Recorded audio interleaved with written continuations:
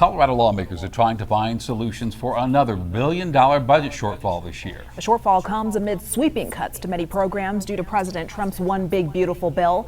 Denver 7's Brandon Richard is getting answers on how lawmakers plan to address these budget problems. For the second time this year, Colorado is facing a massive budget crisis. State budget officials released new projections Wednesday showing the current budget is suddenly more than $1 billion in the red.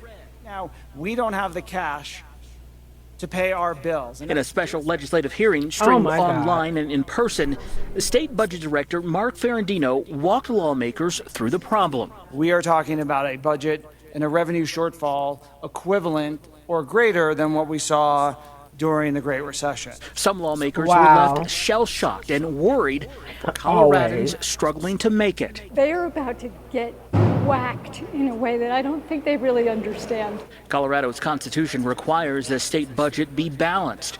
Lawmakers say that's going to require them to make painful cuts to programs people depend on. It is going to be hard, and there will be cuts. There's no way we're doing this without cutting programs. Democrats blame President Trump's so-called Big Beautiful Bill. They say because of tax changes it makes, the state is collecting less revenue than lawmakers were expecting when they passed the budget in May. It feels like a crazy wrong direction, and it feels like a thing that didn't need to happen. But Republicans pushed back on that narrative, calling the hearing extremely partisan. They blame years of overspending by Democrats. The state's been in an identified structural deficit for several years where spending, we can't keep up with the level of spending that we've created here in the General Assembly. That's something we heard many people mention in the past. So I asked State Senator Judy Amable, a Democratic member of the Joint Budget Committee. Does Colorado have a spending problem? Do you all spend too much as lawmakers? You know, I find that kind of laughable. We cannot raise taxes in Colorado without asking the voters. We have to balance our budget every year. We are not able to have a spending problem because we have all of these constraints on our ability to tax and spend. All right, Brandon Richard joins us live in the newsroom now. And Brandon, given this dire budget picture, there may be a special session called to address the shortfall. Yeah, that's right, Shannon. The governor is considering calling a special session, possibly for late August. Many lawmakers are expecting that. And if he does, it'll be the third year in a row Governor Polis has called a special session, and the fourth one he's called since he took office in 2019. In the newsroom, Brandon Richard, Denver 7. So why is everyone shocked? And did anyone notice the lady that was crying? I mean, this is Colorado again facing another $1 billion shortfall. And as always, they want to blame President Trump. And now they're blaming the Big Beautiful Bill. But this is the third year in a row they've called a special session to fix their mess. And yet somehow it's Trump's fault. So take a listen to this on the additional budget cuts they're going to have to make in Colorado. Right now at 9 o'clock with some breaking news. A difficult update tonight for city employees in Denver. Hundreds of workers could soon be out of a job as the city faces a major budget shortfall. Tonight, the mayor saying every effort is being made to avoid layoffs, but to stay within budget, some cuts are coming. And the notifications will begin next month. Our Greg Nieto joining us now live with what we know so far and how the city plans to support those impacted. Greg. Yeah, good evening. At Mayor Johnston's recent state of the city, he mentioned there were some hard decisions that were on the horizon, but his goal was to minimize the impact on the citizens of Denver, some of the core goal programs, and also city employees. Late this afternoon, the mayor sending out a note, a memo to the city's 15,000 employees talking about the fiscal impact and the impact perhaps on their jobs. Now, you may remember back in June, we actually covered a story of city employees and labor groups rallying with the Career Service Code in mind. Dozens of workers, along with local labor unions, rallying in front of the Webb building, urging city leaders to consider the time they've put in. Some there to testify against removing seniority protections, others in favor of a merit-based system. Some see bumping as a way to protect employees, but for those of us without seniority, it creates a real hardship and uncertainty in the workplace. And while I may seem too young or too new to fully understand these changes, I still believe my voice and voices like mine deserve to be heard.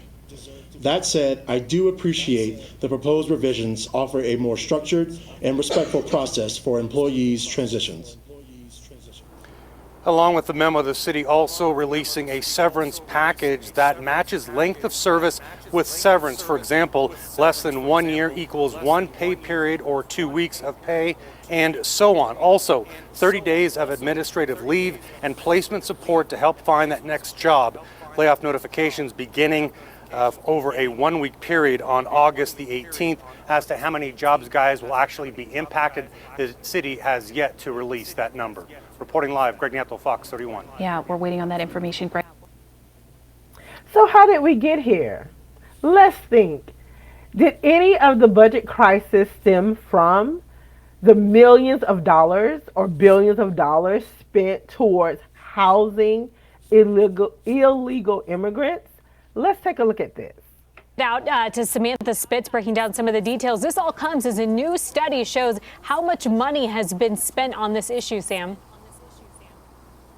Yeah, good morning, guys. Lisa, we're talking about millions of dollars here. There's supposed to be a meeting at the City and County building in Denver starting at noon to kind of discuss the update on this migrant response. We're told Denver Human Services is going to be providing a brief overview on the policy and their program.